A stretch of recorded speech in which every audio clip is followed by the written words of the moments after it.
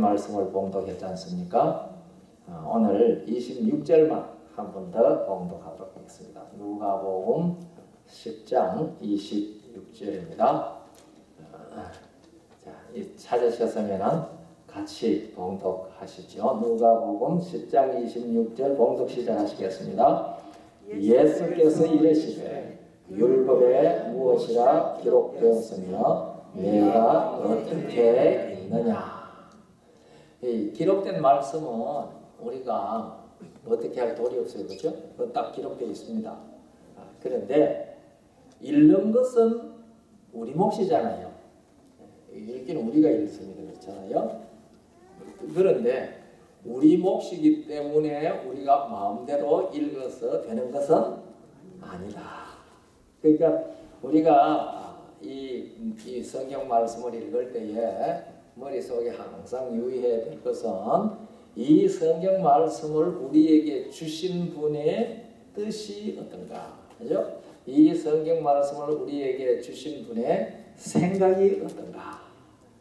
그분의 생각대로 우리가 읽어야 된다고 그래서 우리 그렇게 말씀을 나누었습니다. 혹 그 한자말 기억하세요? 유언 70생자, 비호자, 가산전지, 서, 타인, 물취. 70에 낳은 아들은 내 아들이 아니다. 가산은 사위한테 전한다. 다른 사람은 물취, 취하지 말라, 손대지 말라. 그렇게 읽었는데 유언선 아버지의 뜻을 알고 읽어보니까 어떻게 읽었어요? 글자 한 장 안 고쳤는데 70생자 비호자랴 70에 낳은 아들이라고 내 아들이 아니겠느냐. 가산 전지 가산을 전한다. 서타인 사위는 남이다. 손대지 말라. 그게 누구의 뜻이에요? 유언선 아버지의 뜻이에요. 그런데 그 아버지의 뜻을 모르고 그냥 유언을 읽으니까 누가 이 상속을 받아야 된다고 생각해 읽었어요? 사위한테 상속한다 하고 읽었단 말이에요. 이 성경도 하나님께서 우리에게 주신 목적과 그 뜻을 올바르게 이해하지 못하고 성경을 읽으면 아들한테 상속한다 하는 얘기를 누구한테 상속한다 하는 얘기를 읽을 수가 있어요. 사위한테 상속한다 하는 식으로 읽을 수 있거든요. 그렇기 때문에 우리가 이 성경을 읽을 때에 성경을 주신 하나님 아버지의 생각을 잘 알아서 읽어야 돼요. 그런데 우리가 이제 이사야 55장 8절 9절을 읽었는데 우리 하나님 아버지의 생각은 우리 생각하고 어떻다 그랬어요? 네? 하늘이 땅에서 높은 것 같이 내 생각은 너희 생각보다 높고 내 길은 너희 길보다가 높다 그랬거든요. 근데 여러분과 저는 다 어디에 사는 사람이에요? 땅에 사는 사람. 그런데 하늘에 있는 우리 하나님 아버지의 생각을 어떻게 알 수 있어요? 그게 문제잖아요. 그래서 하나님께서 이 하나님 아버지의 생각을 우리들로 하여금 알 수 있도록 하기 위하여 보조하실 분을 보내서요. 그분이 누구예요? 네? 성령입니다. 그래서 우리가 요한복음 16장 13절로부터 15절까지 읽어보면은 진리의 성령이 오시면 그가 너희를 모든 진리 가운데로 인도하실 것이요. 그래서요. 그러니까 우리가 이 성경을 읽을 때에는 누구의 감동을 받지 않고 읽으면 제대로 못 읽어요. 성령의 감동을 받지 않고 읽으면 제대로 못 읽어요. 그래서 우리가 고린도전서 2장 9절로부터 14절까지 읽어보면 무슨 말씀이 있는가 하면은요. 하나님이 그 사랑하시는 자들을 위하여 예비한 것은 눈으로 보지도 못하고 귀로 듣지도 못하고 사람의 마음으로 생각지도 못했다고 그랬어요. 그러니까 이 성경은 사람이 마음으로 뭐 해보지도 못한 것? 생각지도 못한 것을 우리에게 하나님 뜻을 주신 거예요. 그러니까 그 이제 12절부터 보면은 10절부터 보면은 성령은 하나님의 깊은 것이라도 통달하느니라. 성령을 우리에게 주신 것은 하나님께서 우리에게 주신 이것을 알게 하기 위하여 주셨다. 그렇습니다. 그리고 미련한 자들은 성령의 일을 받지 아니한다. 그랬어요. 왜냐하면 그들의 보기에 미련하게 보이기 때문에 그렇다고 했어요. 그러니까 요새 말입니다. 성령은 없다 하는 사람들이 있거든요. 성령은 하나님의 감화력이다. 성령은 진짜로 있는 게 아니다. 이렇게 말하는 사람들이 있어요.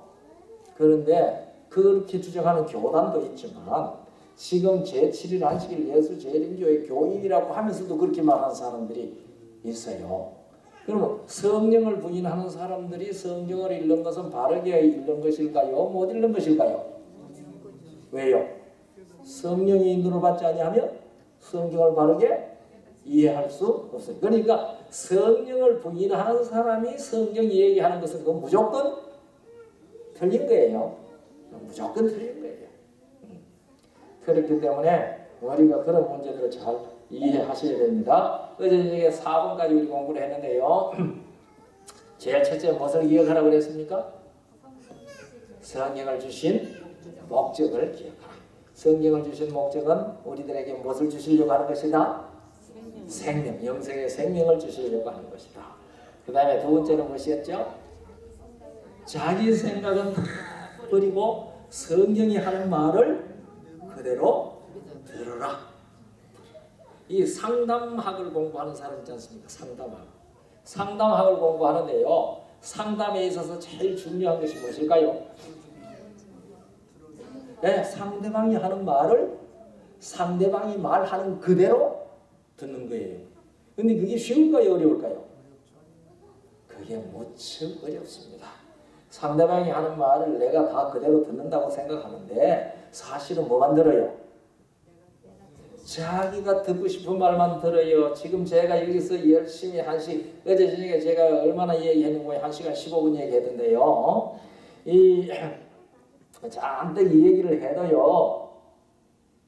자기 귀에 들리는 소리만 들려요. 그래서 성경을 그렇게 읽으면 안 되거든요. 성경을 읽으면서 자기 듣고 싶은 것만 듣고 어제 그렇게 한 사람 누구 있다고 그랬어요? 말시온이라는 사람이 그랬어요. 말시온. 예? 자기 듣고 싶은 것만 들었던 사람. 역사적으로 유명한 사람입니다. 말시온.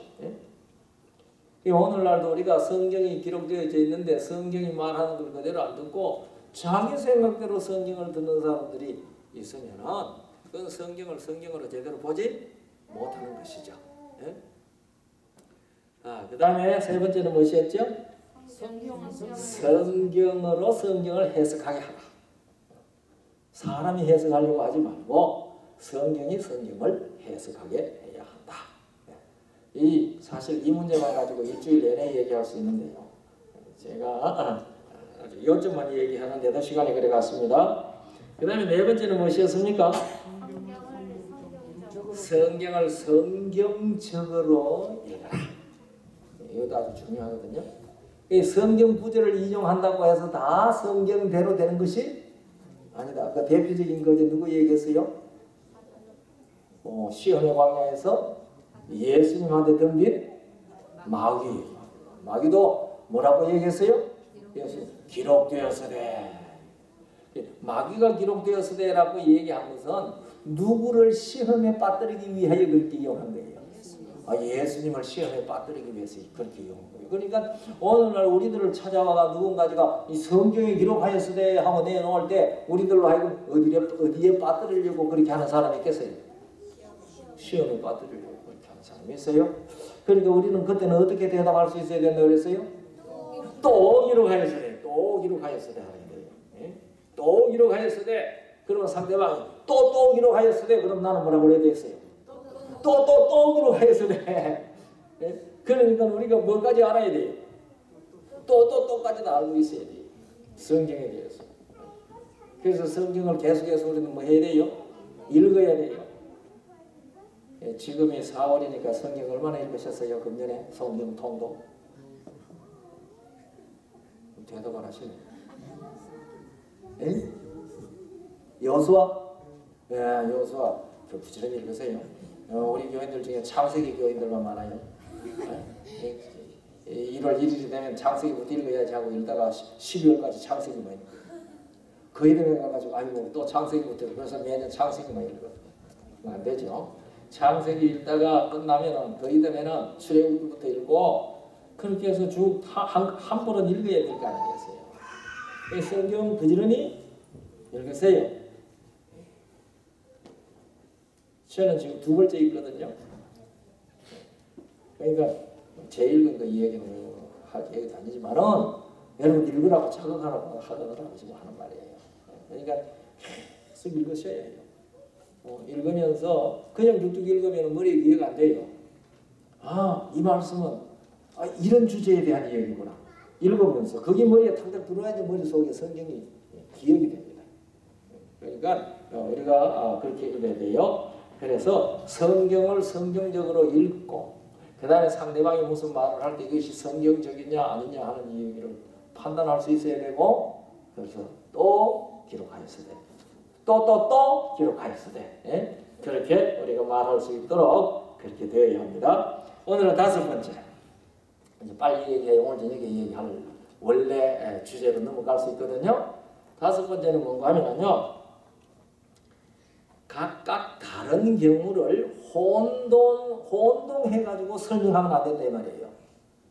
네. 우리 사람들이요 아주 범하기 쉬운 논리적 모순이 2가지가 있어요. 우리 사람들이 서로 얘기하면서 아주 쉽게 범하는 모순 2가지가 있는데 그게 뭔가 하면은요 하나는 특수 원리를 일반 사실에 적용하는 모순이에요.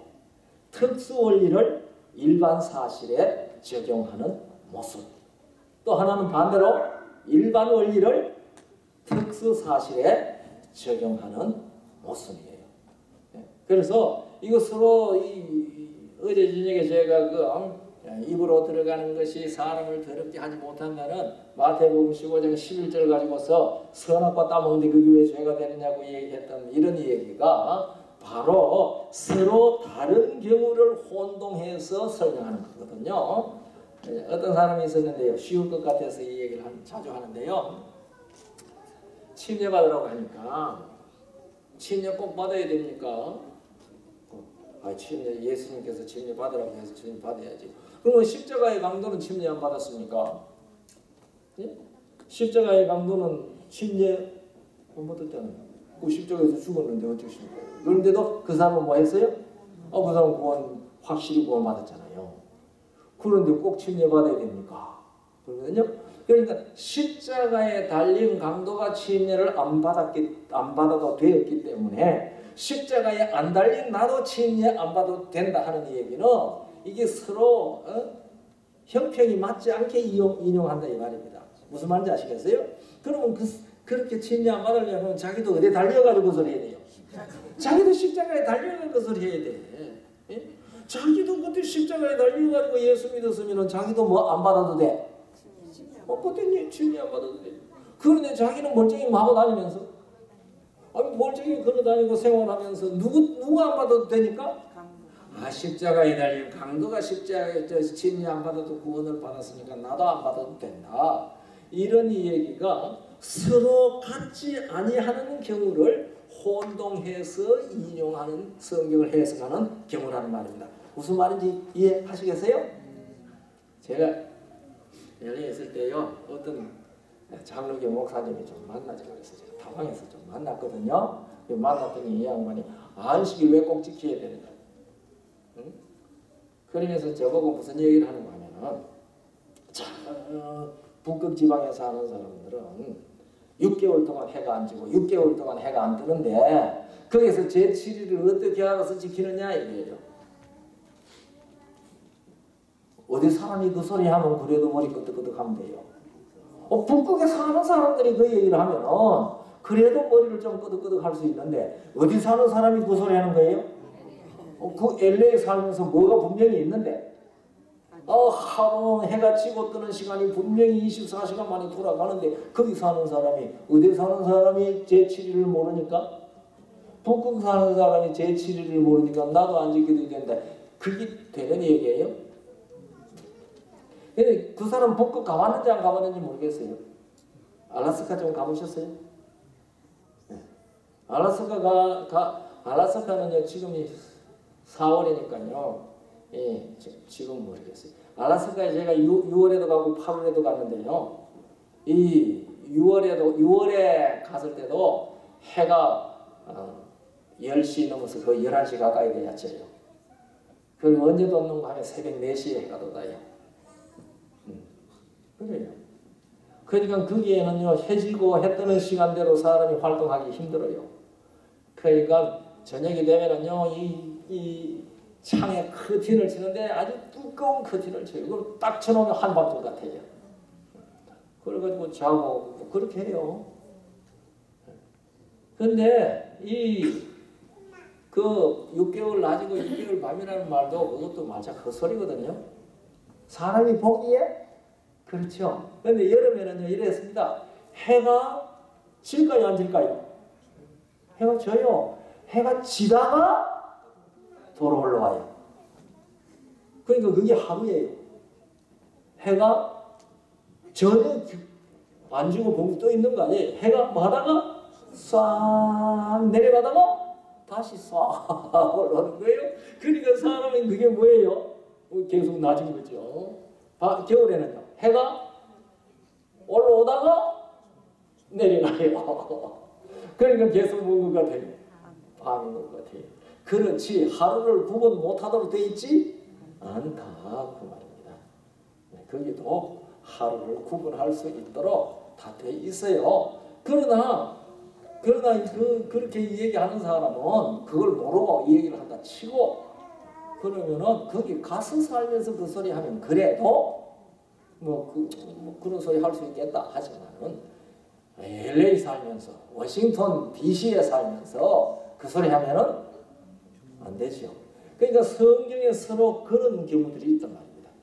각각 서로 다른 경우를 그때 짜집게 하듯이 맞춰가지고 이거 이러니 저러니 하면 안 된다고. 예?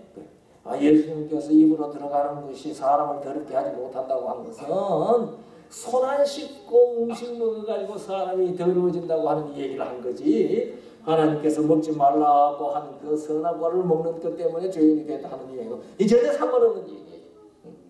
그러니까 그런 경우를 갖다가 띄다 맞추면서 그렇게 해석을 하면은 성경을 올바르게 이해하고 있는 것이 아니다.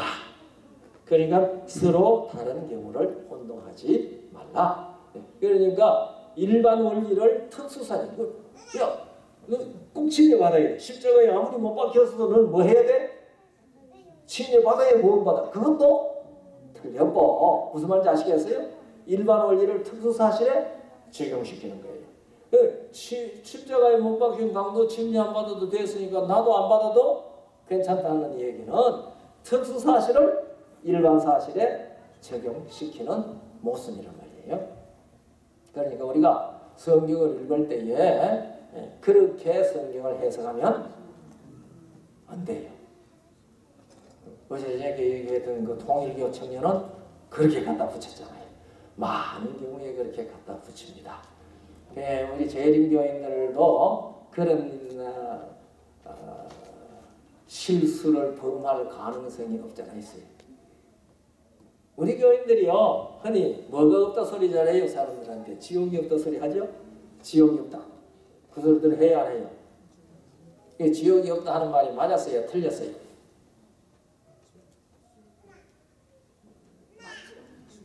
맞아요. 성경에 지옥이 있다 그랬어요? 없다 그랬어요? 예? 아니 성경에 지옥이라는 말이 몇 번이나 나오는데요. 오른 눈이 범죄하면 그 눈을 빼버리라. 한 눈만 가지고 하나님 나라에 들어가는 것이 두 눈을 가지고 지옥에 가는 것보다 나오니라. 오른손 범죄하거든 찍어버리라. 한 손만 가지고 하나님 나라에 천국에 가는 것이 두 손 다 가지고 지옥에 가는 것보다 나으니라. 그 성경에 예수님이 지옥을 인정했어야 했어요. 그런데 우리 교인들이 지옥은 없다 그러면 성경적으로 말하는 거예요? 말 안 하는 거예요? 그러니까 우리가 말을 정확하게 해야 돼요. 그러니까 무조건 지옥은 없어 이러면 안 된다고요. 제가요 안동에서 목회를 할 때에 어떤 교우집을 방문을 했는데 어떤 분이 그 집에 방문을 와 있었어요. 그런데 이제 그 교우님하고 아주 친한 친구래요. 친구인데 그 교우님이 이제 여자님인데요. 그 여자친구가 왔는데 갔더니 이제 인사를 했어요. 아주 지금 점잖은 아주머니가 와 있어요. 그 인사를 하는데 구세군 경상북도 북부 지방장관, 그렇게 이름이 거창하더라고요. 구세군 경상북도 북부 지방장관이 사모님이에요. 근데 인사를 하고 이제 그분이 우리 교회 이제 목사님이라고 그렇게 소개를 했어요. 그러니까 이분이 대뜸 묻는 말이 안식일교회에서는 지옥이 없다고 가르치시던데요. 그래요. 그래서 그렇게 안 가르치는데요. 제가 그랬거든요. 그래요? 아니 내가 이 대천에 있었는데 여기 오기 전에 대천에 있었는데 대천에 그 아주 안식일교회 유력한 장로님 우리가 잘 알고 지냈는데 그분 지옥이 없다고 그러던데요. 아니 우리는요 성경에 있는 대로 가르칩니다. 성경에 지옥이 있다고 그랬는데 우리가 지옥이 없다고 안 가르치죠. 그러면은 그 장로님하고 목사님하고 서로 가르치는 게 다릅니까? 안식교는 왜 각각 다르게 가르칩니까? 아니요. 그것이 아니고 사모님, 그 장로님이 지옥이 없다고 말씀하셨으면은요, 사모님, 제가 그 장로님이 당신이 하는 말이 무슨 말인지 잘 아시고 그렇게 말씀하신 겁니다. 그렇게 얘기했거든요. 제 말이 심히 아리송하죠. 그 장로님이 그렇게 말씀하셨으면은 장로님 당신이 하시는 말씀이 무슨 말씀인 줄 잘 알고 그렇게 말씀하셨습니다. 그게 무슨 말입니까? 그게 무슨 말입니까? 그게 무슨 말인가 하면요. 장로님이 그때 지옥이 없다고 말씀하신 것은 성경이 말하는 지옥이 없다고 하신 것이 아니고 사모님이 말하는 일반 개신교회나 천주교에서 말하는 그런 지옥이 없다는 말을 하신 겁니다. 우리는 천주교나 일반 개신교나 죽은 사람의 영혼이 가서 영원토록 불꽃에서 아이고 뜨거라 하는 그런 지옥은 우리는 안 믿습니다. 그런 지옥은 없습니다. 그러나 예수님께서 성경에 말씀하신 그 지옥은 우리가 믿습니다. 지옥이 있습니다. 그래서 우리는 성경이 기록한 대로만 말합니다. 제가 하는 말 무슨 말인지 이해하셨어요? 그러니까 우리가 하는 말을요, 나도 이해하고 말해야 되고 상대방도 오해하지 않도록 말해야 돼요. 우리는 험피나 영혼은 없어 그 소리 잘 하거든요. 아니 성경에 영혼이라는 말이 얼마나 많이 나오는데 영혼은 없다 이러면 그럼 안식교 이단이라든지 맞대. 성경에 영혼이라는 말이 있는데 안식교 만나 영혼이 없다고 그러더라. 그렇게 말하면 안 되잖아요. 그러니까 우리가 영혼이 없다 할 때 무엇을 분명히 알도록 얘기해야 돼요. 사람이 죽은 다음에 천당이나 지옥에 가서 육체를 떠나서 살고 있는 그런 영혼은 없습니다. 그러나 성경이 말하는 영혼은 우리가 성경대로 믿습니다. 그 성경이 말하는 영혼은 뭡니까? 성경이 말하는 영혼이 뭐예요? 살아서 활동하는 사람을 성경은 영혼이라고 그랬어요. 그러니까 우리가 하는 말이 무슨 말인지 우리들이 바르게 이해하고 나도 이해하고 다른 사람에게 전할 때도 그 사람이 오해하지 않도록 전할 수 있게 우리가 성경을 그렇게 혼동하지 말고 공부해야 됩니다. 지금 제 하는 말 이해되셨나요? 얼굴을 보니까 어디 가서 톡 부딪힌 것 같은데? 이해하셔야 돼요. 자, 그 다음에 6번째, 성경을 근원부터 미루어 살펴야 돼요. 근원부터 미루어. 밑에 것만 얘기하면 안 되고 그것이 왜 그렇게 됐는지 그 얘기를 근원부터 미루어서 차근차근 성경 연구를 해야 돼요. 우리가 누가복음 1장 1절로 3절까지 읽어보면요, 우리 중에 이루어진 사실에 대하여 처음부터 말씀의 목격자 되고 일꾼 된 자들의 전하여 준 그대로 내력을 저술하려고 붓을 든 사람이 많은지라. 3절, 그 모든 일을 근원부터 자세히 미루어 살핀 나도 데오빌로 각하에게 차례대로 써보내는 것이 좋은 줄 알았노니 이는 각하로 그 배운 바의 확실함을 알게 하려 함이라. 이 누가는 누가복음을 기록하면서 어떻게 했어요? 근원부터 자세히 미루어 살폈어요. 우리도 이 성경 얘기를 공부할 때에, 성경의 말씀을 공부할 때에 무엇부터 알아야지 오해가 없어요? 근원부터 바르게 알아야 오해가 없어요. 그러니까 우리가 이 성경 공부할 때 근원부터 자세히 공부해야 돼요. 근원부터 미루어 알아야 돼요. 그런데 대부분의 교인들이요, 이 예수 믿으려고 교회 들어오면은 근원부터 미루어 가르치는 데가 거의 없어요. 근원부터 배우려고 하면 어디서부터 배워야 되겠어요? 성경. 네? 창세기 1장 1절부터 공부해야 되죠. 창세기 1장 1절부터 공부를 해야 되는데 적어도 창세기 1장부터 1절부터는 못 빼더라도 창세기 1장부터 공부해야 돼요. 창세기 1장 1절 다 하세요. 무슨 말씀인지 다 한번 외워보세요. 시작. 태초에 하나님이 천지를 창조하시니라. 그 창조가 없었으면 오늘날 이런 우리가 있어요, 없어요? 없어요. 오늘 역사가 있어요, 없어요? 없어요. 그러니까 태초에 하나님이 천지를 창조하셨다고 하는 것은 이 지구에 또 우리들의 삶의 모든 것의 근원입니다. 그 근원부터 자세히 알아야 돼요. 그래서 성경 예수님 이야기를 누가가 쓰면서 예수님 이야기에 대하여 근원부터 자세히 미루어 살피신 것처럼 우리가 이 성경을 공부할 때도 근원부터 자세히 공부하는 일이 대단히 중요합니다. 그래야지 성경이 어떻게 흘러가는지를 바르게 알아야 돼요. 네. 그래서 우리가 제가 한 번에 제가 벨리교에서 목회를 할 때에 하문화식을 설교를 하면서 저는 성경을 연구하다가 자세히 모르겠을 때에는 에덴 동산에 올라갑니다. 그래서 저는 에덴 동산에 자주 올라갑니다. 그렇게 설교를 했거든요. 그러니까 그 다음 안식일 날요, 어떤 여자 집사님이 아주 일찍 교회에 오셨어요. 근데 제가 이제 목회 사무실에 앉아있는데 그걸 오셨어요. 아이고 집사님 어떻게 이렇게 일찍 오셨습니까? 목사님 지난 안식일 날 에덴 동산에 자주 올라가신다고 그러는데 그게 무슨 말입니까?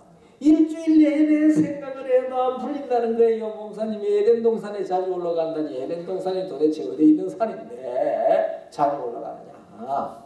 그래서 제가 아이고 집사님 그것 때문에 일주일이나 고생하셨군요. 에덴 동산이 어디에 있습니까? 그럼 에덴 동산이 어디에 있습니까? 아니 창세기 1장 2장에 있지 않습니까? 그래서 저는 성경을 밑에 마태복음 또 이사야 이런 데 읽다가 잘 이해가 안 되면은 창세기 1장부터 3장까지 자주 본다는 말입니다. 그러니까 무엇입니까? 성경 전체를 이해하기 위한 근원이지. 그래서 우리가 창세기 1장부터 3장까지 조금 더 길게는 5장까지 창세기 1장부터 3장까지 기록되어져 있는 내용을 확실하게 이해하면 성경 전체를 이해하고 공부할 때에 결단코 옆곁길로 가지 않도록 되어 있습니다. 그래서 이 창세기 1장부터 3장까지는 근원부터 미루어 성경을 공부하는 일에 대단히 중요한 겁니다. 거기에 성경의 모든 얘기가 창세기 1장부터 3장 안에 다 들어 있습니다. 그래서 우리가 근원부터 자세히 미루어 알아야 됩니다. 7번째, 성경에 기록된 단어는 성경으로 정의되어야 합니다. 이 논문 써보신 분들 계시죠? 우리 구목사님 논문 쓰셨어요? 그 논문 쓸 때 뭐가 꼭 해야 돼요? 낱말에 정의. 예? 워드 데피니션이 꼭 필요하잖아요. 그러니까 이제 이 논문을 쓸 때에 자기가 그 논문 속에 사용하는 어떤 말들은 일반 사전적인 뜻이 아니고 이 논문에서는 이 단어는 이렇게 이런 뜻으로 씁니다 하는 게 있다고요. 무슨 말인지 이해하시나요? 그런데 그걸 해놓지 않으면은 읽을 때 그 단어를 논문이 말하는 뜻으로 보지 아니하고 일반 사전으로 말하는 일반적인 뜻으로 그 단어를 읽을 거란 말이에요. 그러게 되면 그 논문이 하고자 하는 이야기하고 전혀 다른 이해를 하게 된다는 말입니다. 그래서요, 개념이 형성되어져 있는 단어는요, 특별히 이해하기가 쉽지 않습니다. 예? 무슨 말인지 아시겠어요? 개념이 형성되어 있는 단어는, 자, 한번 물어봅시다. 물어보는 게 아니라 얘기 좀 해보십시다. 내가 내게 있는 모든 것을 구제하고 내 몸을 불사르게 내어주는 일은 사랑입니까? 사랑 아닙니까?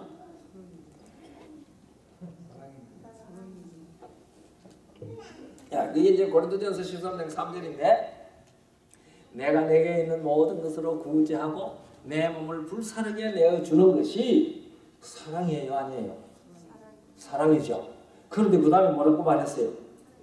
내가 내게 있는 모든 것을 구제하고 내 몸을 불사르게 내어줄지라도 사랑이 없으면 내게 아무 유익이 없느니라.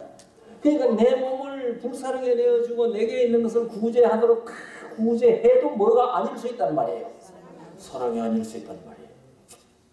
그러면은 성경이 말하는 사랑의 근본적인 게 뭐냐?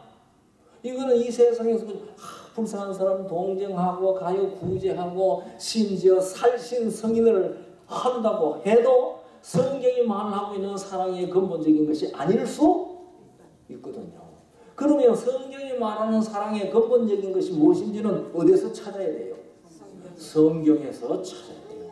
그러니까 성경이 말하는 사랑, 그것은 성경이 이렇게 정의한다. 성경이 말하는 것은 성경에서 그 정의를 찾아야 된다 말입니다. 성경이 말하는 사랑.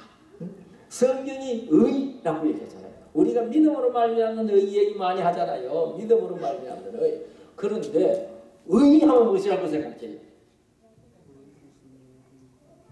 의라고 하면 우리가 의하면 머릿속에 벌써 뭐가 딱 들어가요? 옳은 일. 그 옳은 일이라고 할 때 무엇으로 옳은 일을 생각하는 거예요? 도덕적으로 옳은 것이에요. 도덕적으로. 도덕적으로 옳은 것도 의지요. 도덕적으로 옳은 거 다 생각을 하거든요. 그런데 성경이 믿음으로 말미암는 의라고 할 때 그 의가 도덕적으로 의롭다는 그 의를 이야기하는 것인가? 아니에요. 맞아요? 아닌 것 같아요. 예. 그러니까 성경이 믿음으로 말미암아 의롭다 할 때 그 의가 무엇인지 어디서 정의하는 걸 찾아야 돼요? 성경이 정의하는 걸 찾아야 돼요. 성경이 죄 이야기할 때에 그 죄는 이 세상 도덕적으로 말하는 그 죄인가? 그것도 물론 성경이 죄라고 했지만 성경은 이 세상에서 10계명 말입니다. 1계명부터 제4계명까지는 무슨 원리예요?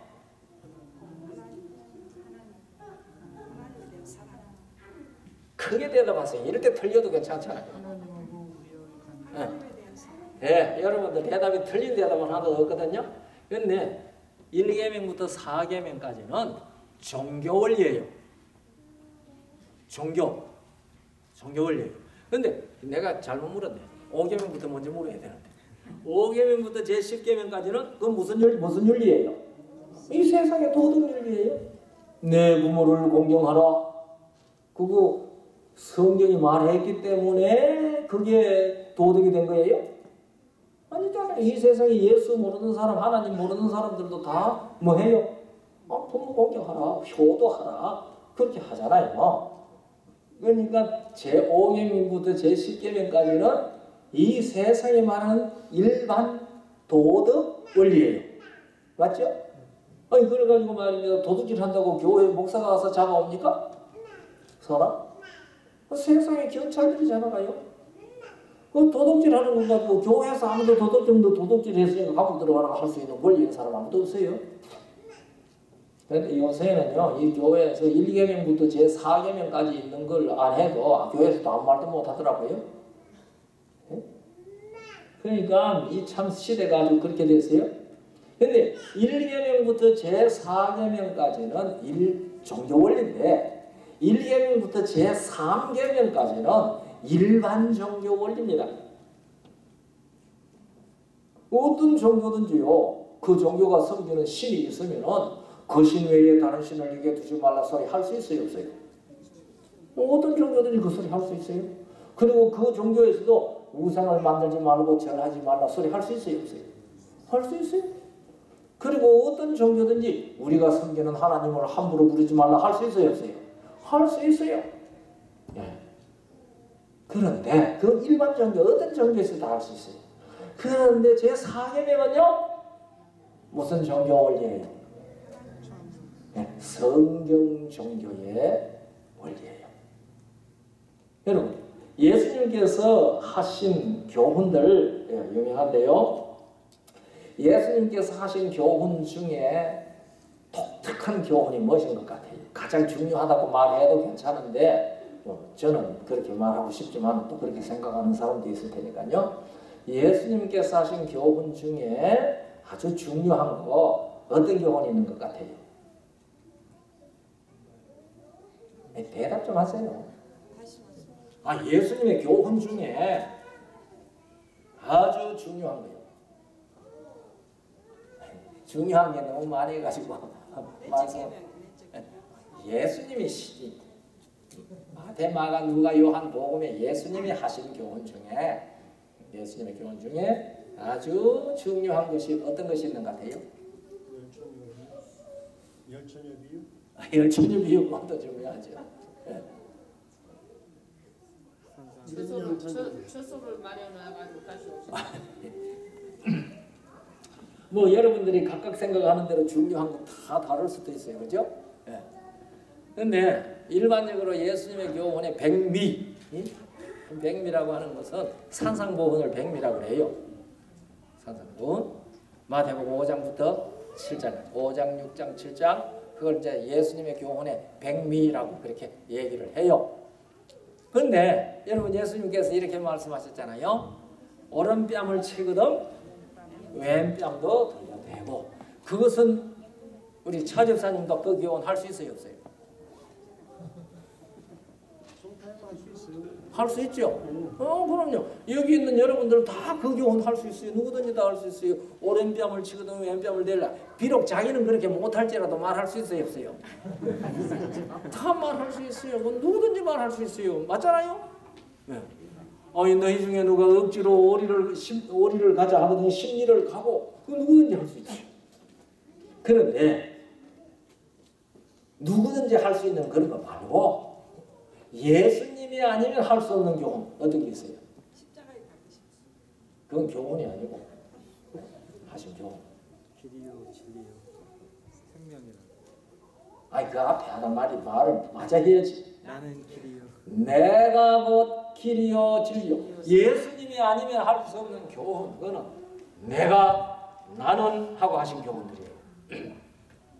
예수님께서 내가 길이요 진리요 생명이니 누가요?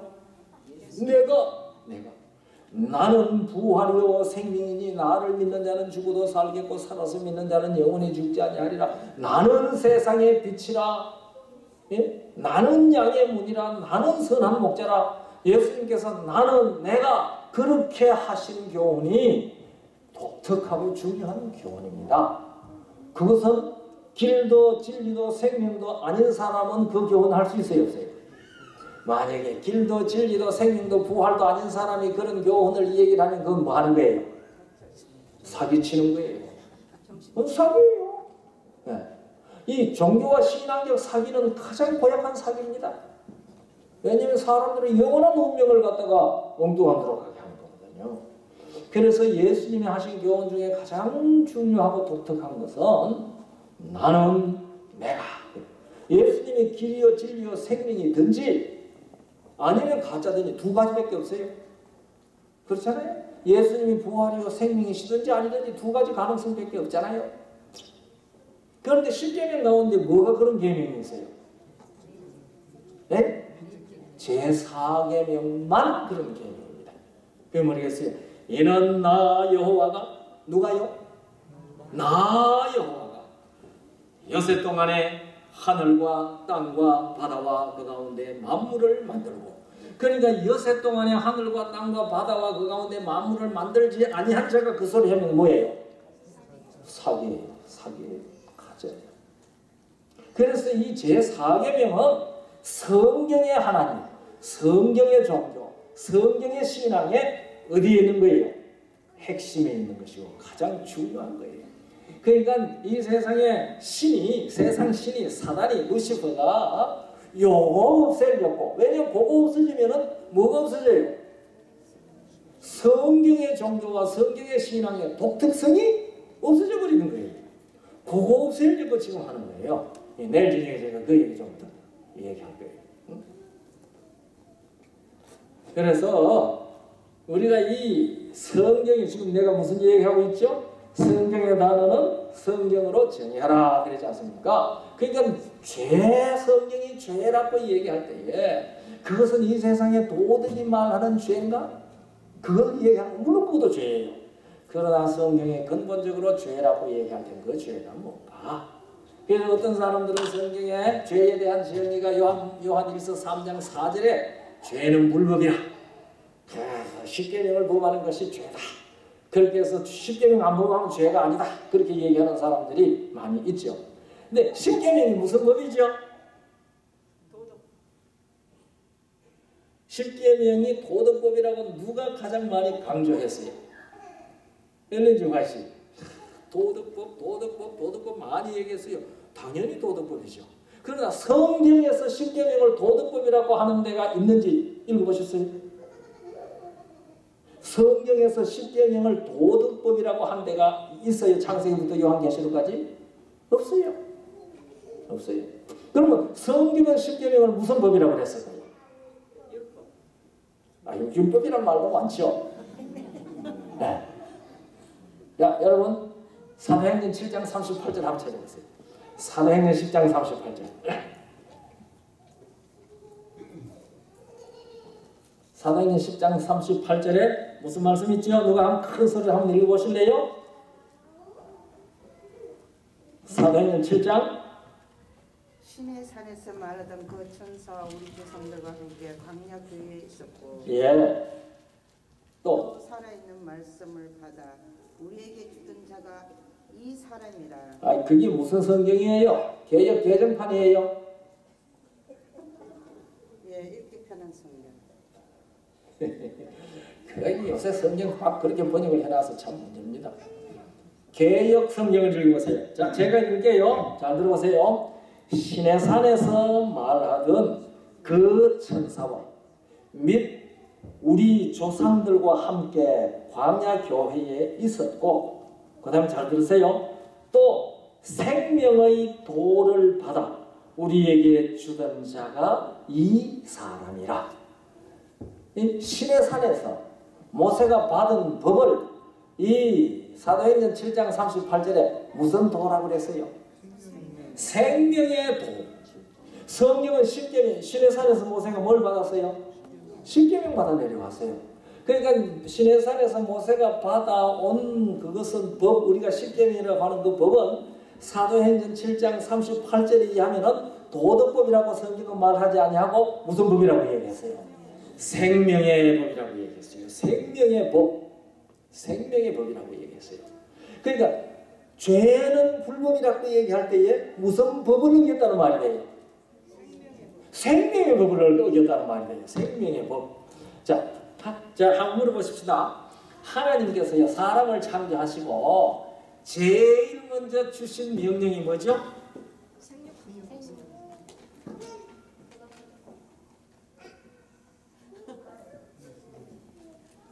하나님께서 사람을 창조하시고 제일 먼저 주신 명령 뭐예요? 땅에 충만하라. 모든 것을 다스리라. 성경 그렇게 읽으시니까 재미가 좀 없죠. 잘 들으세요. 하나님께서 제일 맨 처음 몇 사람 만들었어요? 한 사람을 만들었어요.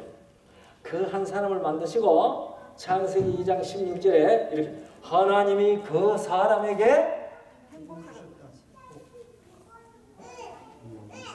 자, 이게 중요한 말입니다. 하나님이 그 사람에게 명하여 가라사대 동산 안에 있는 모든 나무의 실과를 네가 마음대로 임의로 먹되 동산 선악을 알게 하는 나무의 실과는 먹지 말라. 먹는 날에는 정령 죽으리라. 그건 무슨 법이에요? 생명의 법이에요. 그 10계명은 무슨 법이에요? 생명의 법이에요. 생명의 법. 그런데 여러분들이 제가 어디 가서 물어도 다 똑같이 여러분과 같이 대답합니다. 생육하고 번성하여 땅에 충만하라. 그거 하나님께서 제일 먼저 하신 명령이라고 그러는데 그것은 이렇게 되어 있어요. 창세기 1장 26절 27절에 읽어보면요. 하나님이 자기 형상대로 사람을 만드시고 남자와 여자를 만드시고 그 사람들에게 복을 주어 가라사대 생육하고 번성하여 땅에 충만하는 것을. 그 생육하고 번성하여 땅에 충만하는 것은 계명이에요, 축복이에요? 그 축복이에요. 그런데 2장 16절은 계명이에요, 축복이에요? 계명이에요. 그게 뭐라고 그러는 거 아니? 명하여 가라사대. 그 명하여라고 하는 말이 히브리 말로 차와입니다. 차와. 이거는 동사예요. 명하다. 그런데 이 차와의 명사가 미차와입니다. 그게 십계명이란 말이에요. 그러니까 하나님께서 우리 사람에게 제일 먼저 주신 계명은 뭐예요? 먹어라? 먹지 말라예요. 그런데 먹지 말라는 것은 먹으면 어떻게 된다? 죽는다. 그것이 제일 먼저 주신 계명이에요. 차와예요. 차와. 그런데 모세가 시내산에서 받아서 이스라엘 백성에게 전한 십계명이 사도행전 7장 38절에 의하면은 무슨 법이라? 생명의 법이에요. 생명. 그러니까 죄는 불법이라고 하는 얘기는 뭐 도덕적으로 잘못했다 하는 그 얘기가 아니에요. 무슨 법을 범했다? 생명의 법을 범했다. 그러니까 뭐가 됐다? 죽었다. 사망이 됐다. 그렇게 되는 거예요. 이 성경이 말하는 죄라고 얘기할 때에 가장 근본적인 것은 무슨 얘기예요? 죄. 생명의 법을 범했기 때문에 사람은 뭐가 됐다? 죄인이 됐다. 죄가 됐다. 사망이 됐다. 그 얘기예요. 사망이 됐다. 그런데 그걸 오늘날 많은 사람들이 뭐라고 생각해요? 도덕적으로 죄인이 됐다고 생각을 해요. 그렇게 생각하면 이미 성경은 근원부터 잘못 밟고 들어가요. 출발부터가 잘못 밟고 들어가는 거예요. 그래서 우리들은 성경의 단어는 성경으로 정의를 해야 합니다. 성경이 말하는 게 뭐냐? 그걸 우리들이 확실히 알아야지 되는 거거든요. 그래서 성경을 연구할 때에 적어도 이 원리를 깨달아야 돼요. 제가 7개까지 말했거든요. 8번째 것은 이제 오늘 이제 이 시간 후나 내일이나 그때 이 얘기를 하면서 그 얘기하는 속에 얘기가 될 거예요. 자, 한 번씩 복습을 하겠습니다. 성경 연구하는 방법은 제일 처음에는 뭘 기억하라? 성경을 주신 목적을 기억하라. 둘째는 자기 생각을 다 버리고 성경이 하는 말을 그대로 들으라. 셋째는 성경을 해석하게 하라. 넷째는 성경을 성경적으로 읽어라. 성경적 시각으로 읽어라. 다섯째는 서로 다른 경우를 혼동하여 설명하지 말라. 그 다음에 여섯째는 근원부터 자세히 살펴서 연구하라. 일곱째는 성경의 단어들은 성경으로 정의하라. 적어도 이 7가지 원리. 그 다음에 다른 거 하나 더 있는데 한 2가지 더 얘기할 수 있는데 그거 이제 제가 시간 가면서 얘기하게 될 거예요. 자, 지금 이제 오늘 저녁에 할 얘기 한 40분 동안 다 이 얘기 할 수 있을는지 제가 모르겠습니다만은 자, 또 성경 마태복음 6장을 다 펴시기 바랍니다.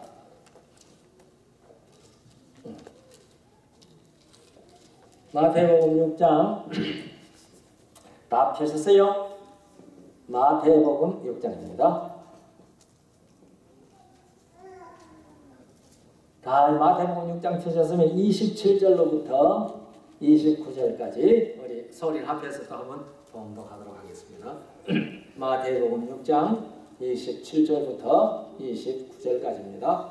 자, 준비되셨으면 같이 봉독 시작하시죠. 너희 중에 누가 염려함으로 그 키를 한 자나 더할 수 있느냐? 또 너희가 어찌 의복을 위하여 염려하느냐? 들의 백합화가 어떻게 자라는가 생각하여 보라. 수고도 아니하고 길쌈도 아니하느니라. 그러나 내가 너희에게 말하노니 솔로몬의 모든 영광으로도 입은 것이 이 꽃 하나만 갖지 못하였느니라. 자, 어떤 마을에 교회가 있었는데요. 뭐 인구가 한 2만 명 되는 도시에 교회당이 하나 있었어요. 그러면 그 교회 꽤 큰 교회 될 수 있겠죠? 인구 2만 명이나 되는데 예배당이 하나뿐이라면 그거는 엄청 큰 교회 될 수 있어요. 그렇죠? 그럼 꽤 큰 교회예요. 꽤 큰 교회가 있어요. 그런데 언제부턴가 그 교회에 세교인이 안 생겨요. 세교인이. 혹 낯선 얼굴이 오는 거 보면 다른 데서 교인이다가 이사 온 사람들이 교회 찾아 나오는 경우고 세교인이 안 생겨요. 그 대신에 그 교회 연세 많은 사람 세상 떠나고 이사 가는 사람 생기고 그러니까 교인 수가 어떻게 되는 거예요? 조금씩 줄어가는 거예요. 그 세교인이 안 생겨요. 그러니까 교인들이 생각하기에 누구 탓이에요? 네? 목사님 탓이야. 목사님이 일을 잘못해가지고 세교인이 안 생겨. 그러니까 뭐 교인들 생각에 어떤 생각이 들까요? 직원들과 교인들 생각에 목회자 바꾸자. 목회자가 이거 이제 안 되겠다 바꾸자. 그래가지고 어떻게 했어요? 바꿨어요. 잘 이제 수송을 해보고 좋다고 생각하는 목회자를 모셔왔어요. 왔는데도 세교인이 안 생기는 것은 똑같아. 아이고, 우리가 목회자를 잘못 모시고 왔는가 보다. 그러니까 또 바꾸자. 그게 애꿎은 누구만 자꾸 바꾸는 거예요? 목사님만 자꾸 바꾸고. 응? 그런데 이제 또 어떤 목사님이 또 왔어요. 괜히 이 목사님은 오면서 교회에 세교인이 안 생기는 이유를 교회 밖에서 찾아보기로 했어요. 교회 안에서 찾아보지 않고 교회 밖에서 찾아보기로 했어요. 그래서 이 목사님이 그 도시를 골목마다 누비면서 이 사람 저 사람 만나면서 왜 세교인들이 교회에 안 나오는지 그 사람들 입을 통해서 들어보기로 했거든요. 그렇게 했더니 그 사람들 대답이 이렇게 나왔어요. 아이고, 뭐 우리가 굳이 꼭 교회 가야 할 필요를 느끼지 못합니다. 왜 그래요? 우리 이 도시에 암흑의 의사 좀 보십시오. 그 의사, 당신의 교회 교인 중에 그 의사 많은 사람 누가 있습니까? 그런데 언제부턴가 그 의사가 거기 개업을 했는데요. 얼마나 착한지, 의사가 얼마나 착한지, 환자가요 새벽 2시, 3시에 와가지고 문을 두드려도 다 치료해 주는 거예요. 쉽지 않잖아요. 그리고 또 너무 가난해서 진료비 못 낼 사람은 다 무료로 해주고요. 그뿐만 아니고 그 도시 안에 가난한 사람들이 혹 송사에 걸려가지고 변호사를 못 사는 그런 딱한 사정을 보면 자기가 변호사도 사줄 거예요. 그러니까 그 사람이 거기 와서 개업하고 나서 그런 일이 할 때부터 온 도시에 뭐가 됐어요? 예? 아마 우상이라고 말할 정도로 도시에서 엉망하는 사람이 된 거예요. 그런데 한 말이 당신의 교회에 그 이상한 사람이 누가 있어요? 없어. 물론 당신의 교인들 중에 의사만큼 잘 사는 사람은 없는지 모르지만 그러나 그만한 사람이 어디 있어요. 그러니 이 도시 사람들은 이제는 교회가 아니고 누구처럼 살면 된다? 그 의사처럼 살면 된다. 그래서 다 교회 필요 없다고 생각합니다. 그래서 뒷 얘기는 하지 말고요. 그 의사가 선한 사람입니까? 악한 사람입니까? 제가 여러분들에게 지금 묻고 싶은 건 그겁니다. 그 의사가 선한 사람입니까? 악한 사람입니까? 악할 사람.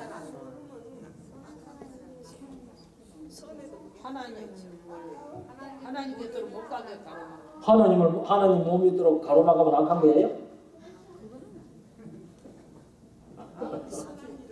네. 자, 지금 이 질문에 대한 답을 바르게 이해하는 것은 성경의 도리를 바르게 이해하는 게 대단히 중요합니다. 그 의사가 선한 사람이다 라고 하는 말이 틀린 말이 아니고 맞은 말이에요. 그 의사는 악한 사람이다 그 말도 맞은 말이에요. 그런데 그 의사가 선하다고 할 때에 무슨 시각으로 선한 거예요? 도덕적으로는 성인이라 소리 들을 만큼 선한 사람입니다. 그러나 그 사람의 그 선한 것 때문에 사람들로 하여금 어디에 가는 길을 막았어요? 생명을 얻는 길을 막았어요. 무슨 말인지 이해하시겠어요? 그러니까 선한 것 때문에 그 선한 것 때문에 생명으로 나가는 길을 막으면 선할수록 악한 사람이에요. 그러니까 도덕적으로 선한 것 때문에 생명으로 나가는 길을 막는 장애가 된다면 복음적으로 악하고 악한 것이 되는 겁니다. 지금 이 무슨 말인지 이해하셨어요? 네. 도덕과 복음의 차이가 뭔지 우리가 알아야 되는 거예요. 도덕과 복음의 차이 말입니다. 예? 이 사실을 우리가 이해하지 못하고 있기 때문에 우리 재림교인들의 신앙이 혼동스러웁니다. 혼란을 겪습니다. 예? 그래서 자 여러분들 보세요. 여러분 여기 솔로몬의 왕국 모든 영광으로 꾸민 왕국 하나 이렇게 탁 걸어놓고 그 옆에다가 들꽃 화분 하나 딱 놔놓고 어는가 하실랍니까? 하면 뭐 하시겠어요? 솔직하게. 예? 왕복 하시겠어요? 예.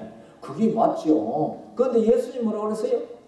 솔로몬의 모든 영광으로 입은 것이 이 꽃 하나만 같지? 이 세상에 비교할 걸 비교해야지. 예? 아니 솔로몬이 그 모든 영광으로도 꾸민 왕복하고 들에 백합화 하나 이어 갖다 놓고 예수님께서 이 옷이 뭐보다 못하다고? 이 백합화 하나만 못하다. 아니 그게 말이 됩니까? 그 말이 돼요 안 돼요? 말이 안 돼. 아니 그런데 그 예수님이 말 안 되는 소리를 했어요. 그럼 무슨 얘기하는 거예요? 네? 네. 생명이 얘기하시는 거예요. 생명. 아무리 모든 영광으로도 꾸민 왕복을 다 갖다 놔도 거기는 뭐가 없어요? 생명이 없어요.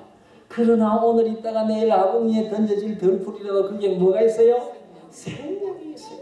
그래서 여기서 예수님께서 비교하는 것은 생명과 무생명 이거 비교하는 거예요. 그래서 예수님께서 앞에 말씀하는데 우리가 27절부터 읽었지 않습니까? 너희 중에 누가 염려함으로 키를 한 자나 더 하겠느냐? 아니 걱정해가 키 한 자 더 하고 키 작은 사람 걱정 계속 하면서 키 큰 거 아니에요? 네. 그러니까 이것은 무슨 역사라는 얘기하는 거예요? 생명의 역사에 대한 얘기하는 거예요. 그래서 지금 우리 번역은 키를 한 자나 더 하겠느냐 해놨지만은 옛날 구역에는 너희 중에 누가 염려함으로 너희 목숨을 조금이라도 더 하겠느냐 그렇게 번역되어 있어요. 생명이 얘기하시는 거예요. 그래서 성경은요 창세기부터 요한계시록까지 생명이 얘기를 합니다. 무슨 얘기하지 않고 도덕이 얘기는 열매로 결과로 하는 얘기지 목적적으로 하는 얘기가 아니에요. 아니에요. 자, 여러분들 한번 들어보세요. 하나님께서 아담과 그 여자를 태초에 사람을 만들 때 100% 완전하게 만들었을까요? 한 50% 완전하게 만들고 50% 너희가 노력해가 완전해지라고 하셨을까요? 100% 완전하게 한 건 맞겠습니까? 네. 저도 그렇게 믿어요.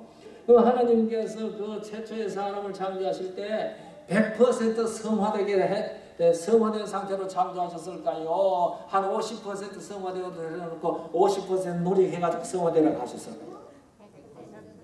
그럼 그 사람들은 뭐 하기 위해 노력 안 해도 돼요? 성화되기 위하여 노력 안 해도 되지요. 제 얘기 맞아요? 틀렸어요? 아담과 제일 처음에 지은 아담과 그렇죠?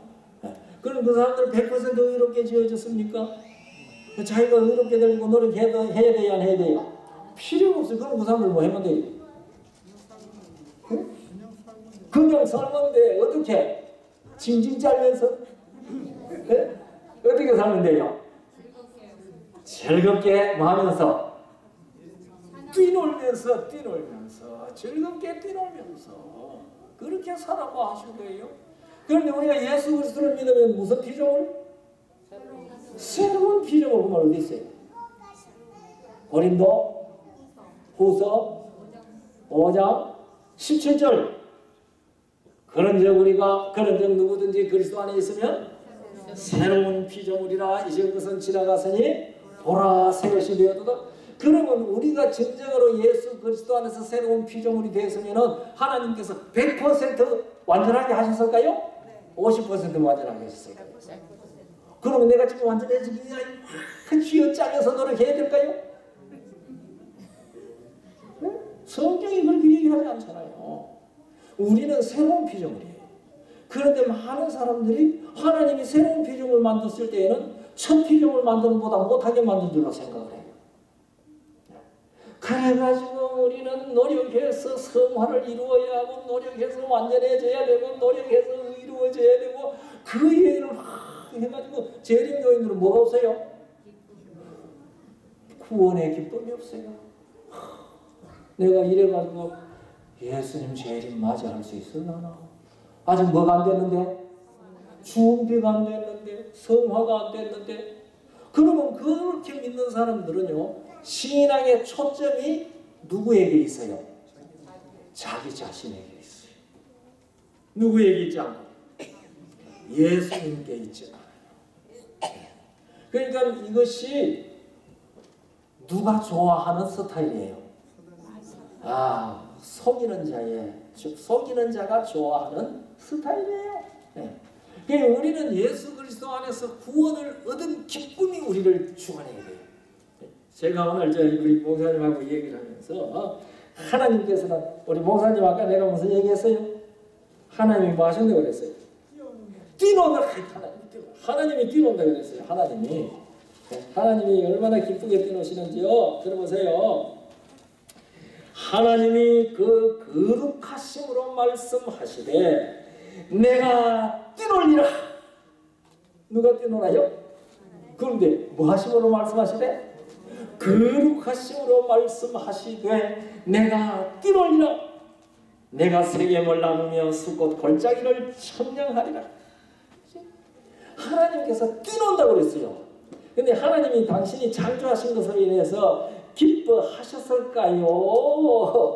창조해 놔놓고 후회하셨을까요? 예? 그렇죠. 100% 대답하셨네. 100% 대답하셨구나.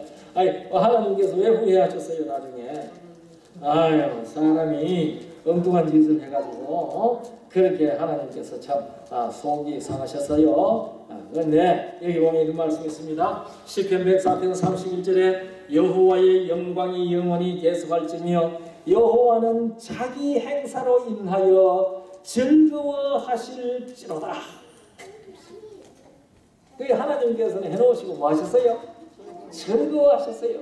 우리가 잠언 8장 30절 31절 읽어보면요, 예수님께서 지혜가 그 옆에서 날마다 하나님의 기뻐하시는 바가 되셨다고 그랬어요.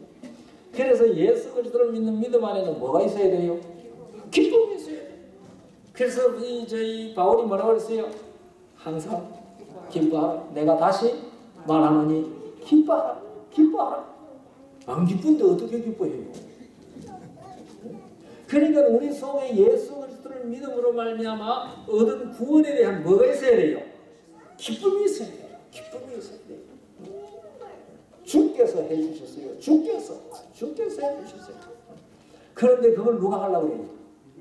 내가. 근데 내가 하려고 하는 사람은요 기쁨이 없어요. 왜냐하면 노력하면 돼야지 잘 안 되거든. 그게 맨날 나는 뭐예요? 나는 안 된다. 내가 부족한데 언제 내가 성화를 이룰까? 그 걱정을 하거든요. 그런 걱정하는 동안에 누가 시야에서 사라지는 거예요? 우리를 구원해 주시고 우리를 완전하게 하신 예수 그리스도께서 내 시야에서 사라지고 그 자리에 누구만 꽉 들어오는 거예요?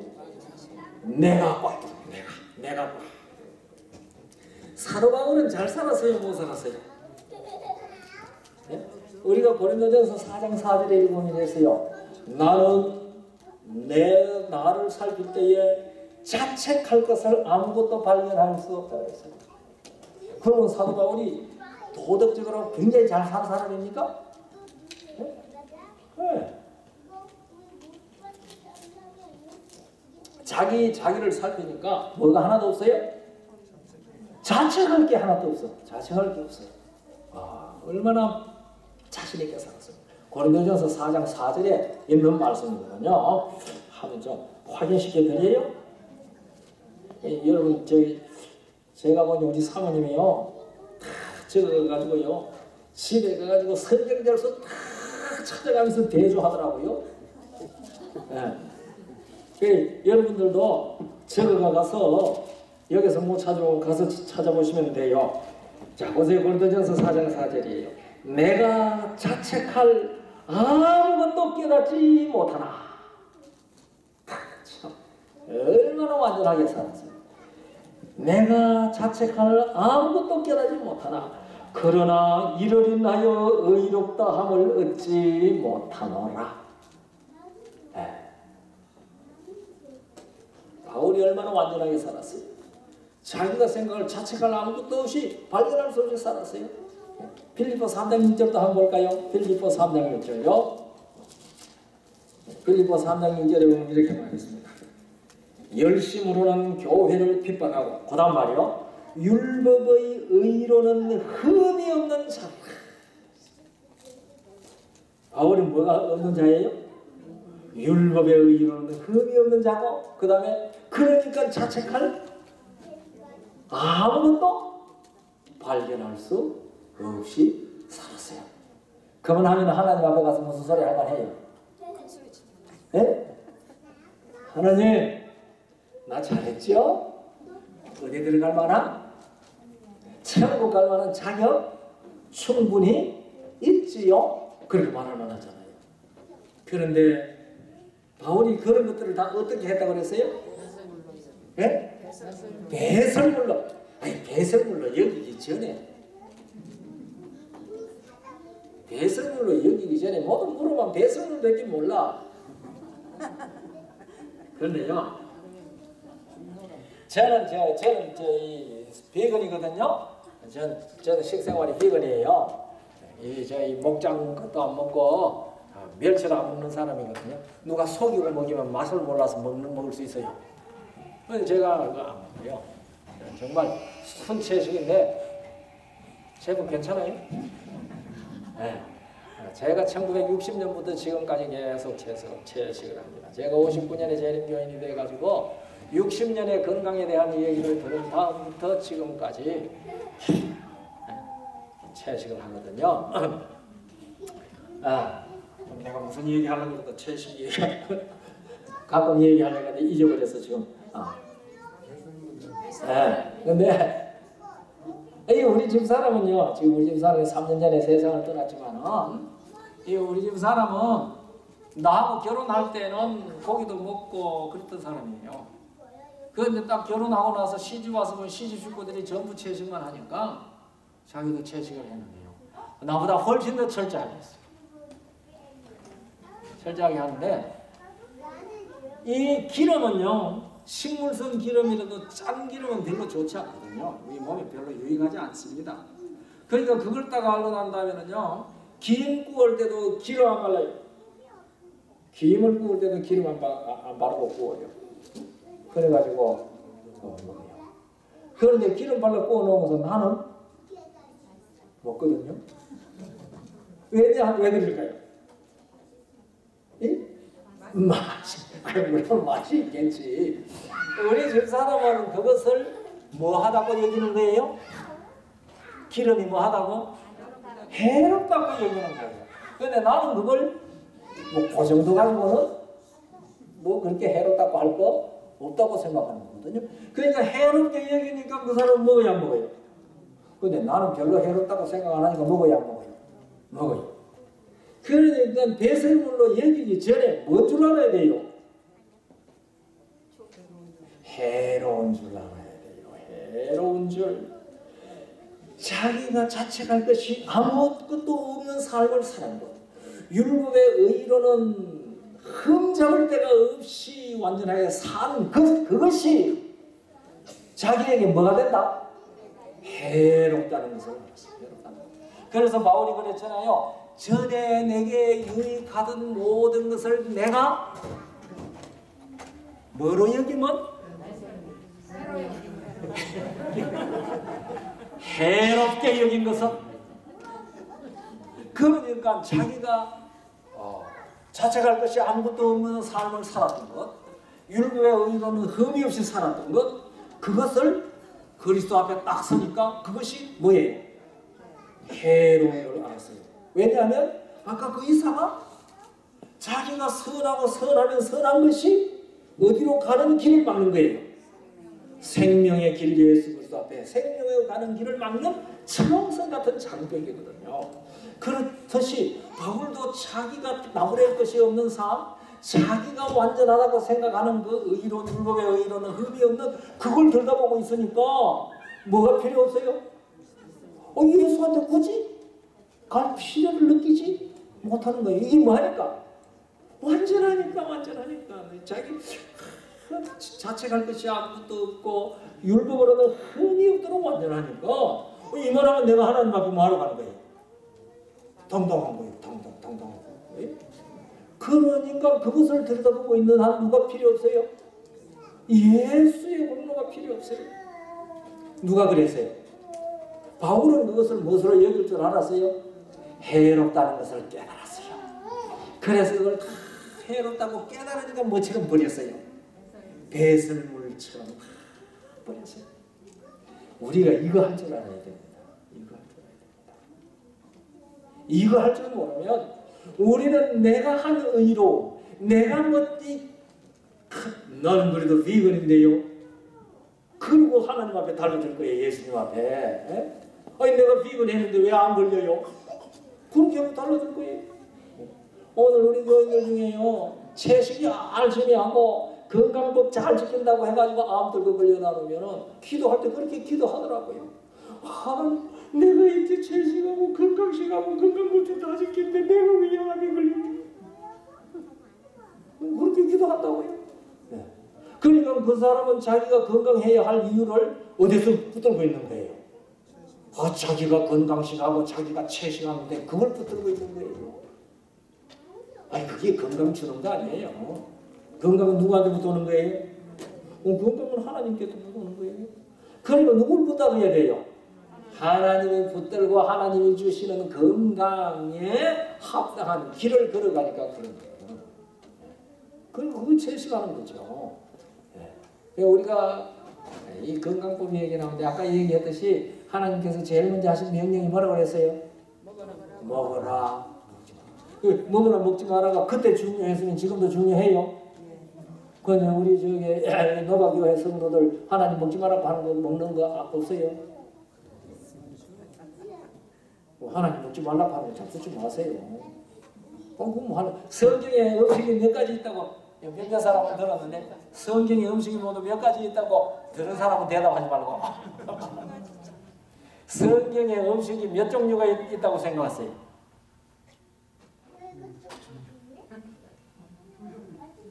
네, 잘 들으세요. 성경에 음식 두 종류 있어요. 하나님이 음식으로 창조해 주신 음식, 창조해 주신 음식과 하나님이 음식으로 창조하지 않았지만은 먹어도 괜찮다고 허락한 음식, 창조하신 음식과 허락하신 음식 두 가지가 있습니다. 그런데 창조하신 음식은 새 하늘과 새 땅에서도 음식이에요. 그러나 허락하신 음식은 새 하늘과 새 땅에서는 음식이 아니에요. 그런데 하나님께서 음식을 그렇게 우리에게 주신 것은 무슨 관리 잘하라고 주신 거죠? 생명관리. 그러니까 이 건강관리는 무슨 관리예요? 생명관리예요. 생명관리. 그래서 오늘날 많은 사람들이 건강법에 대해서 이 얘기를 하면서도 생명관리 얘기는 잘 안 해요. 어떤 사람이 있는데요. 어떤 교수님이 있는데요. 그 모친이 연세가 많은데 이 치매로 이제 양로원에 누워 계세요. 아무것도 몰라요. 아들이 찾아가도 모르고 누가 찾아가도 몰라요. 그냥 숨만 쉬고 있는 거예요. 그래도 이제 자식된 도리로 자주 방문을 해요. 이제 자기가 하고자 하는 일에 꽤 시간이 극적으로 할애되고 그러잖아요. 그러던 어떤 날 또 방문을 가려고 내외로 방문을 가려고 이제 갑시다 하는데 부인이 벌떡 일어서다가 넘어지는 거예요. 부인이 깜짝 놀랐어. 이거 왜 그래? 몰라. 못 일어서겠어. 그걸 왜 넘어진 사람이 이렇게 나니까 일어나가지고 또 일어서려고 또 넘어지는 거예요. 못 일어서. 그래가지고 앰뷸런스를 불렀어요. 자기 그 차에서 싣고 가려고 하니까. 그래서 이제 병원에 가서 조사를 했더니요. 귀 안에 돌이 들었다, 이 균형을 잡으면 돌이 들었다고 그러네요. 맞아요. 귀 안에. 돌이 깨졌대요. 그 돌이 깨졌대요. 그러니까 못 일어서는 거예요. 일어서면 못 일어서. 그분 말이 큰 어머니 쓰러져 계시고 아내가 못 일어나. 그걸 딱 보니까 멀쩡하게 서서 걸어 다니는 사람이 얼마나 부러운지 그러면서 하는 말이 그런 사람이 치료되는 게 기적이 아니고 내가 멀쩡하게 날마다 걸어 다닌다는 것이 이적이라는 걸 내가 이제 알았어. 진리예요, 진리. 우리는 누가 만약 죽을 병에 걸려다 살아남은 이적이라 그러고 그거 참 기적이다 그러는데 그게 기적이 아니고 지금 이렇게 마음대로 걸어다니고 말하고 먹고 마시고 하는 게 이게 기적이에요. 그러니까 기적을 살고 있는 거예요. 그러니까 하나님이 주시는 이 기적을 우리는 뭐 해야 돼요? 관리를 잘해야 돼요. 그게 건강 법칙을 지키는 것이고 그것이 생명 관리를 잘 하는 거예요. 생명 관리. 그러니까 우리는 우리에게 주신 생명 관리를 하는데 육신의 생명 관리뿐만 아니라 생명 관리라고 하면은 무슨 생명 관리를 해야 되는 거예요? 이 영원한 생명 관리, 예수 그리스도 안에서 얻은 영원한 생명 관리를 잘해야 돼요. 주셨으니까. 그런데 이 유대인들은 말입니다. 이 로마 10장 1절로부터 3절까지 읽어보면은요, 유대인들은 그 사람들 참 의로운 사람들이었어요. 유대인들은요, 이 바울이 뭐라고 했는가 하면 이렇게 말했습니다. 자, 보세요. 내가 증거하노니 저희가 하나님께 열심히 있으나 지식을 좇은 것이 아니라 하나님의 의를 모르고 자기의 의를 세우려고 힘써 하나님의 의를 복종치 아니하였느니라. 바울도 똑같은 사람이었어요. 바울이 사울일 때 율법의 의로는 흠이 없어요. 바리새인은 다른 바리새인들보다도 더 율법의 의로 흠이 완전했어요. 그래서 자기는 자책할 것을 아무것도 발견하지 못하는 사람이었어요. 그랬는데 자기가 예수를 만났을 때 그것이 자기에게 무엇인 줄 알았어요? 해로운 것인 줄 알았어요. 그래서 그걸 다 배설물처럼 다 버렸어요. 그리고 예수 그리스도 앞에 전적으로 굴복했어요. 그런데 유대인들은 그걸 안 했어. 그러면서 이 사람들은 하나님의 의를 모르고 자기 의를 세우려고 힘써 하나님의 의를 복종치 아니하였느니라. 이 사람들은 무엇을 지향하고 사는 사람이에요? 도덕적 완전을 지향하고 사는 사람이에요. 그래서요, 이 도덕론적으로 예수를 믿는 사람들은요, 자기의 도덕적으로 완전하면 누가 복종해야 돼요? 하나님, 내가 이만큼 했으니 하나님 뭐 해야 돼요? 하나님께서 나를 복 주시고 하나님께서 나 잘되게 해 주셔야 되지. 왜? 내가 이만큼 선하게, 완전하게, 성화되게, 의롭게 잘 살았지 않습니까? 그러니까 하나님 내게 복 주시는 것이 당연합니다. 그러면은 자기가 완전하게 살고 자기가 성화되려고 노력해서 조금이라도 성취하면은 누구한테 빚지우는 거예요? 네? 하나님한테 빚지우는 거야. 그러니까 하나님은 나의 무슨 죄? 빚쟁이. 그러니까 내가 선하게 살고 하는 그것을 가지고 얘기하면 하나님은 나한테 뭐 갚아줘야 돼? 빚 갚아야 돼. 빚 갚아야 돼. 그래서 이렇게 생각하는 사람, 이 유대인들이 바로 그거거든요. 그래서 하나님의 의를 생각하지 아니하고 자기의 의를 생각해서 힘써 하나님의 의를 복종치 아니하는 데 들어가는 거예요. 이거 대표적인 이 얘기가 무슨 얘기인지 아세요? 지금 내가 하는 얘기 도덕론적 신앙의 대표적인 얘기, 그게 욥기예요. 욥기는요, 이 욥기가 참 어려운 책입니다. 쉬운 책이 아닌데, 욥은 동방에서 가장 의인이었다고 그랬잖아요. 욥이 그랬는데 재앙을 만나잖아요. 욥이 그 이유를 알아요, 몰라요? 이유를 알 수가 없어. 이유를 알 수 없어. 그런데 말입니다. 형편없는 욥이 돼가지고 그 머리 정수리로부터 발바닥까지 흔대가 나고 재에 앉아가지고 그걸 끌고 앉아서 징그런 질질 나고 얼마나 아파요. 그런데도 욥이 하나님 원망했어요, 안 했어요? 원망 안 했어요. 부인이 뭐라고 그랬어요? 그래도 당신 순전을 지키려고 하느냐고 하나님을 원망하고 말이지. 죽으라. 어리석은 여자 같은 소리를 한다. 그러면서 하나님 앞에 순전을 버리지 않고 있는데 누가 찾아왔어요? 욥의 새 친구가 찾아왔어요. 그러니까 욥이 이제 3장부터 욥의 얘기가 나오죠. 욥이 이제 자기의 상태에 대해서 탄식을 하고 자기가 왜 이런 자리에 있는지 그걸 그러면 하나님 원망 안 했어요. 그 욥이 3장 4장 욥이 한참 그런 얘기를 하니까 그 중에 나이가 제일 많은 엘리바스라고 하는 사람이 이제 욥에게 이 얘기를 시작합니다. 욥에게 이 얘기를 시작하면서 뭐라고 해요? 야 욥아, 생각해봐라. 죄 안 짓고 재앙당한 사람이 어디 있느냐? 네가 스스로 의롭다고 겉으로는 의로운 척했지만은 속으로는 네가 엉큼한 사람이지. 그러니까 솔직하게 회개해. 그 얘기한 거예요. 그러니까 욥이 그날부터 안 그렇다고 얘기하죠. 그러니까 그날 친구도 이 빌닷이라는 사람이 나타나가지고 또 얘기합니다. 야 말이야, 징벌이 아니고 어떻게 불들이 나고 뭐 이 얘기하는데 네 죄 안 짓는데 그런 죄악이 나올 얘기인데 그런 얘기하는 거예요. 그러니까 욥이 뭐가 약이 바싹 났어요. 그 다음부터 이제 욥이 공격을 하면서 하나님 앞에 이제 대드는 거예요. 아, 이 사람들이 나를 보고 이렇게 얘기하는데 하나님 내가 무슨 죄 지었습니까? 좀 얘기해 주세요. 왜 하나님께서 나를 시시콜콜이 다 살핍니까? 그러면서 막 원망하는 거예요. 대답 좀 하세요. 대답 좀 하세요. 하나님 대답 주셔요. 그때 주셔요? 안 주셔요? 그때 안 주시고요. 하나님 주시는 거예요.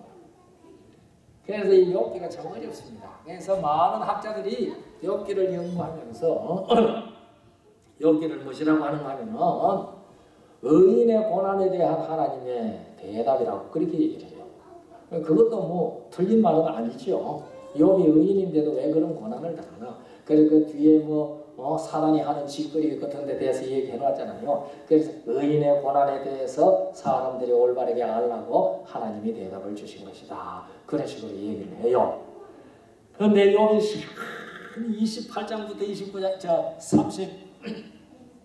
31장까지 특별히 이제 29장, 30장, 31장은 욥이 이제 자기가 선하게 했는 거 쫙 나열하는 겁니다. 나는 장님의 눈도 되고 쩔뚝발이의 발도 되고 뭐 이제 쫙 자기가 잘한 얘기를 다 합니다. 그 얘기하고 욥의 말이 그치니라 나오거든요.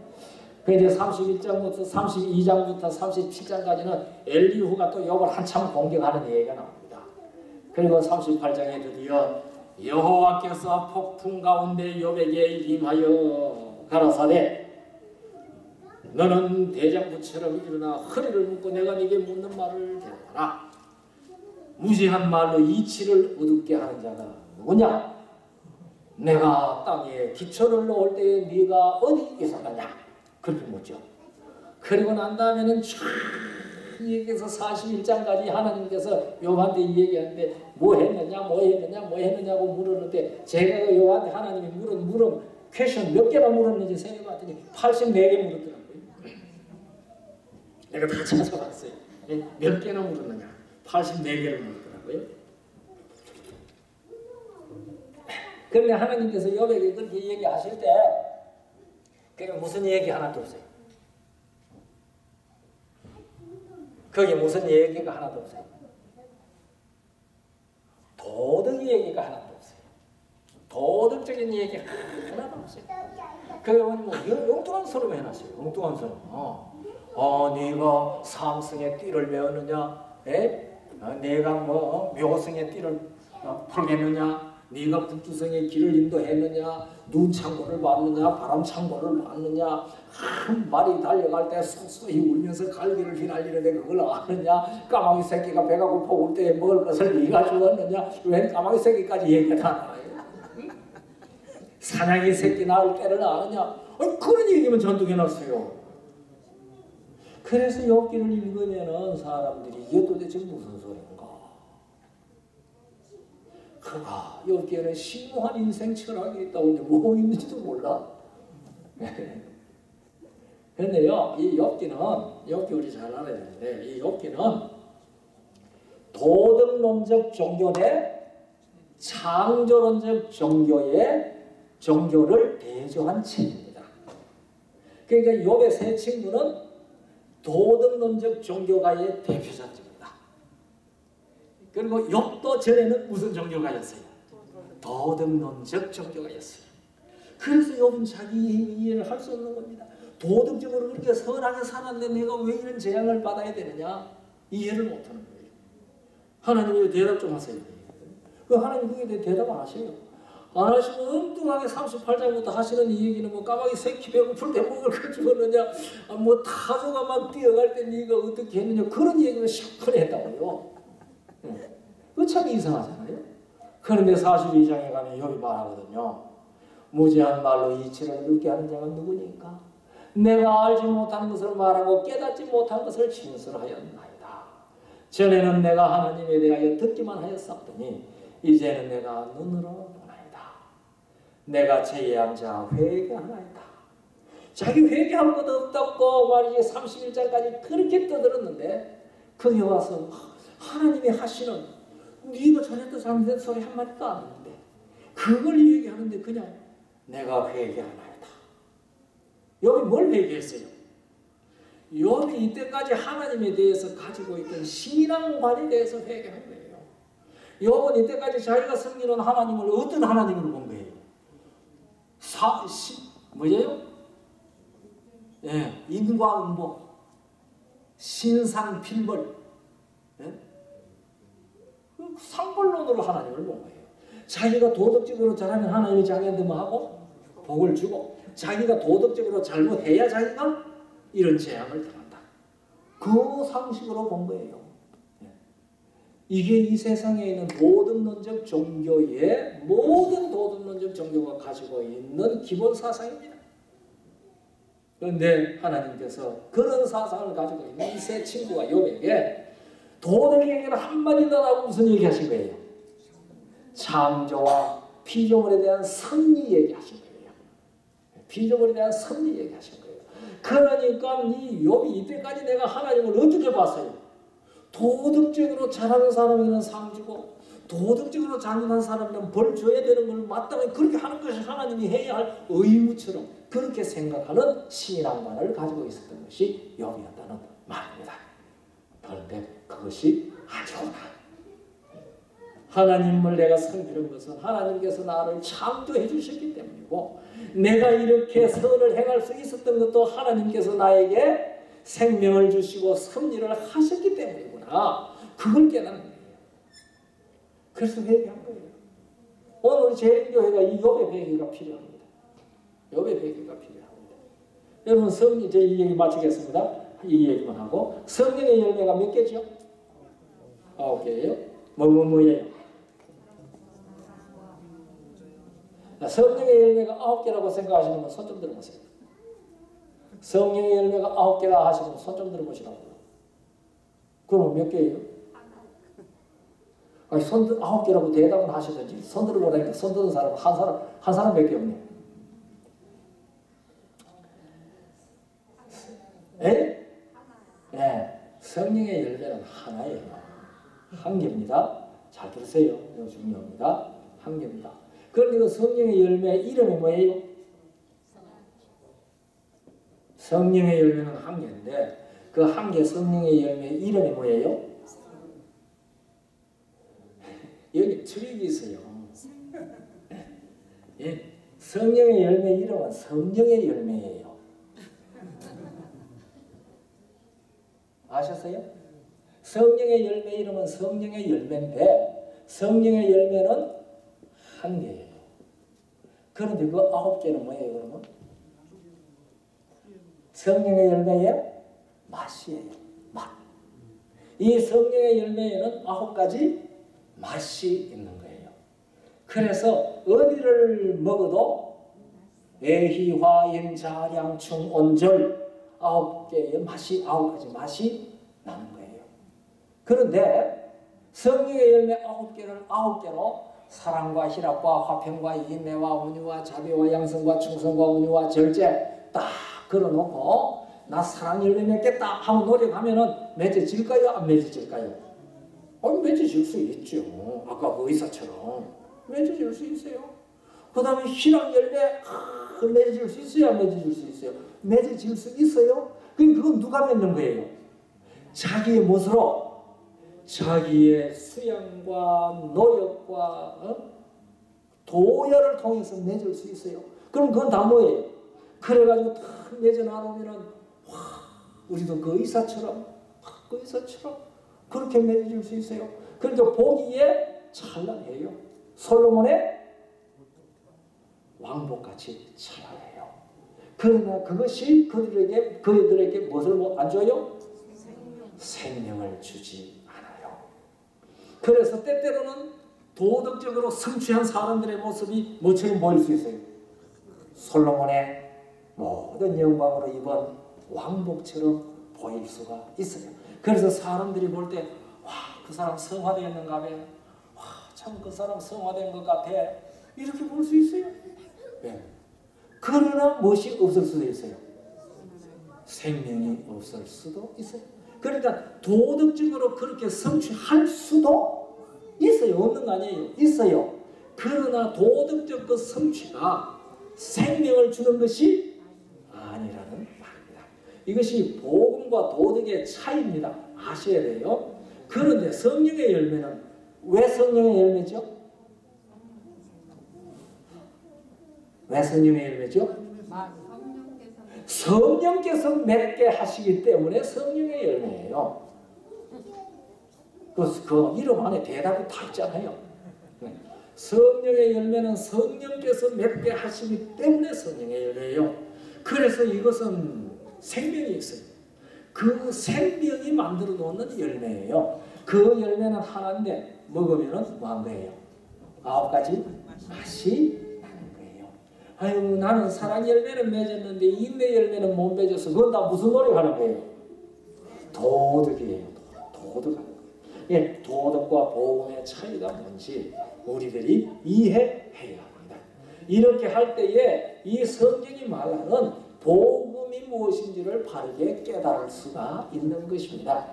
지금 짧게 얘기했지만 제가 짧게 얘기했다 보니까 2시간이나 넘게 해놨고 짧게 얘기했다고 그렇게 말한다고요? 사실 이 얘기 지금 짧게 얘기한 겁니다. 이 내용을 이것만 가지고 한 주일 할 수 있는 얘기거든요.